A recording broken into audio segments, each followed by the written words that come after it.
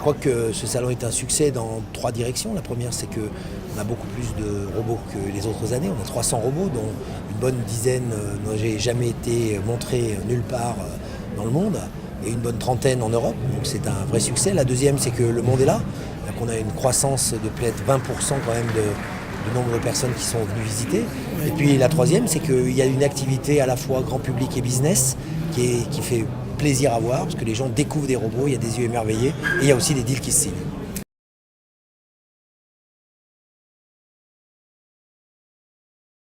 Justement, il faut arrêter de parler du retard français en robotique, ça devient une espèce d'incantation qui date, c'est presque ringard.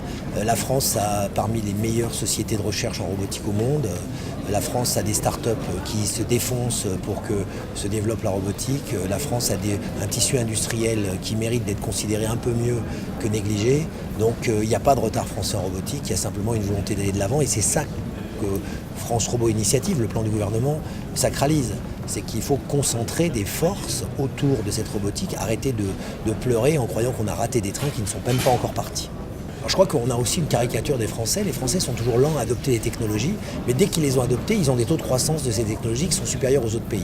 Donc effectivement, je pense que ce que les Français regardent, c'est pragmatique. Il faut que les rapports performance-prix des robots soient satisfaisants. C'est le cas aujourd'hui pour les aspirateurs robots, c'est le cas pour les tondeuses robots. Ce n'est pas encore le cas pour un certain nombre d'humanoïdes, mais ça viendra. Donc je pense qu'il ne faut pas non plus se mettre dans une position de doute, mais simplement penser que les foules sont beaucoup plus intelligentes qu'on ne le pense.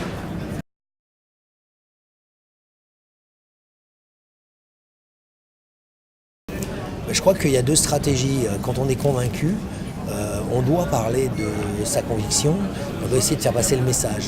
Un message aussi complexe que celui de la robotique nécessite qu'on l'attaque sous différents angles. Des angles purement business, en expliquant des volumes, des chiffres. C'est quand même un marché qui est attendu à 2020 à 100 milliards d'euros dans le monde. Pardon. On peut également en parler sous un angle plus sociétal, en expliquant pourquoi l'assistance aux personnes en difficulté, aux personnes âgées, va être grandement aidée par la robotique. On peut aussi en parler sous l'angle de l'entreprise, en expliquant qu'il y aura plus d'entreprises créées dans la robotique dans les 10 prochaines années qu'il y en a eu dans l'Internet, parce que c'est un marché qui est tellement énorme qui va susciter des vocations. Donc je pense pas qu'on parle trop de robotique. Il faut que ce mot valise, qui est la robotique, fasse juste partie de notre futur. Et si je peux aider à le faire connaître, j'en suis ravi.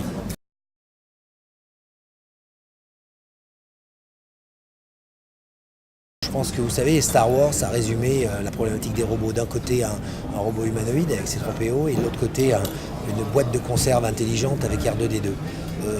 C'est un débat qui sera éternel. Je pense que c'est des questions d'évolution de technologie. On voit beaucoup d'humanoïdes, ça progresse chaque année. J'espère être surpris encore plus dans les années qui viennent. Je sais par contre qu'il y a beaucoup de boîtes de conserve intelligentes qui rendent des services et qui satisfont les consommateurs. Donc c'est juste une question de timing et d'arbitrage de temps entre les deux. Je pense qu'il faut adopter la robotique pas à pas. Les premiers pas sont plus éloignés de l'humanoïde qu'on s'y attend.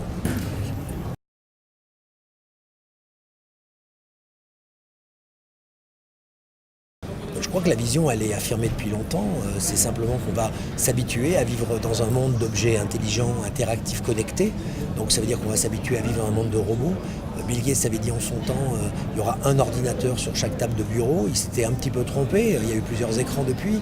Moi je vous affirme déjà, pour éviter de faire la même erreur, qu'il y aura plusieurs robots qui entoureront les gens, aussi bien dans leur vie domestique, dans leur vie de transport ou dans leur vie professionnelle. Donc on va vers l'ère de la cobotique, c'est-à-dire co pour collègue, comme collègue de travail, ou co pour compagnon, comme compagnon de vie. Donc on va changer progressivement de ce mot robotique vers le mot cobotique d'une façon assez naturelle, et le monde sera peuplé de cobots.